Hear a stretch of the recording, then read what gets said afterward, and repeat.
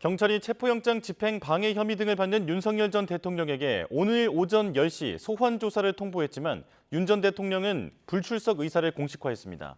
윤 전 대통령이 결국 2차 요구에도 응하지 않으면 경찰은 조만간 체포영장 신청 등 신병 확보 방안을 검토할 것으로 보이는데요. 취재기자 연결해 자세한 내용 알아보겠습니다. 이현정 기자, 윤 전 대통령이 오늘 경찰 조사에 나오지 않기로 한 거죠? 네, 자신에 대한 체포영장 집행을 방해한 혐의 등을 받는 윤석열 전 대통령은 오늘 경찰 소환 조사에 출석하지 않겠다고 통보했습니다. 비상계엄을 수사하는 경찰 특별수사단은 앞서 윤 전 대통령이 지난 5일 출석 요구에 응하지 않자 오늘 오전 10시에 나와 조사를 받으라고 2차 소환을 통보했는데요. 이에 대해 윤 전 대통령은 어제 변호인을 통해 경찰 수사와 출석 요구가 정당하지 않다는 취지의 의견서를 경찰에 제출했습니다.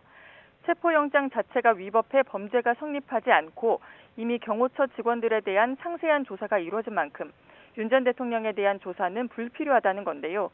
그럼에도 불구하고 경찰 조사가 필요하다는 입장이라면 서면 조사나 방문 조사는 받을 수 있지만 망신주기식 출석 요구에는 응하지 않겠다며 불출석 의사를 공식화했습니다. 윤 전 대통령이 받는 혐의에 대해서도 설명해 주시죠. 네, 윤 전 대통령은 공수처의 체포영장 집행 처지와 비화폰 기록 삭제를 지시한 혐의를 받고 있습니다.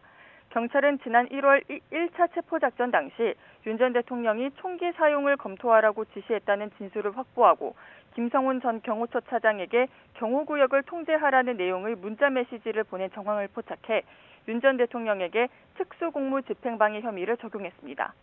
윤 전 대통령은 또 지난해 12월 7일 김성훈 전 대통령 경호처 차장에게 곽종근 전 특수전사령관과 여인영 전 국군 방첩사령관, 이진우 전 수도방위사령관 등 군사령관의 비화폰 정보를 삭제하라고 지시한 혐의도 받고 있는데요.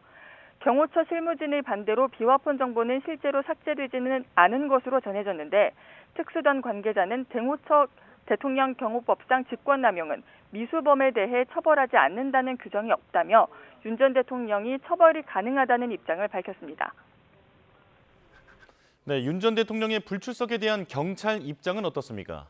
네, 경찰은 일단 출석 시한인 오늘 오전 10시까지 윤 전 대통령을 기다려봐야 한다는 입장입니다. 경찰은 특검 출범을 앞두고 수사에 속도를 내야 하는 상황이라 윤 전 대통령에 대한 대면 조사가 불가피하다고 보고 있는데요. 윤 전 대통령이 예고한 대로 오늘 조사에도 나오지 않는다면 조만간 3차 출석 요구를 검토할 것으로 보입니다. 일반적으로 수사기관은 3차 소환 통보까지 한 뒤 불응할 경우 체포영장 신청 등 신병 확보에 나서는 만큼 경찰의 앞으로 대응도 주목됩니다. 네, 이런 가운데 경찰이 정진석 전 비서실장에 대해서도 수사에 착수했다고요? 네, 경찰은 정진석 전 대통령 비서실장이 대통령실 PC 등을 무단 파기했다며 고발당한 사건에 대해서도 수사에 착수했습니다. 앞서 한 시민단체는 정 전 실장 등이 비상계엄 관련 증거를 숨기기 위해 대통령실 공용 PC에 저장된 기록 등을 없애도록 직원들에게 지시했다며 경찰에 고발했는데요. 그러면서 전산 장비와 자료의 불법 파기로 새 정부의 국정 운영에 차질이 빚어졌다고 주장했습니다.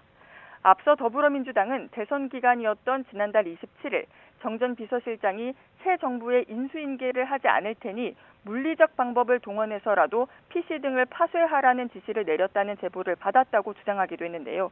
이에 대해 당시 대통령실은 대통령 기록물 관리법에 따라 적법한 조치를 취하고 있다며 사실이 아니라고 해명하기도 했습니다. 지금까지 사회부에서 YTN 이현정입니다.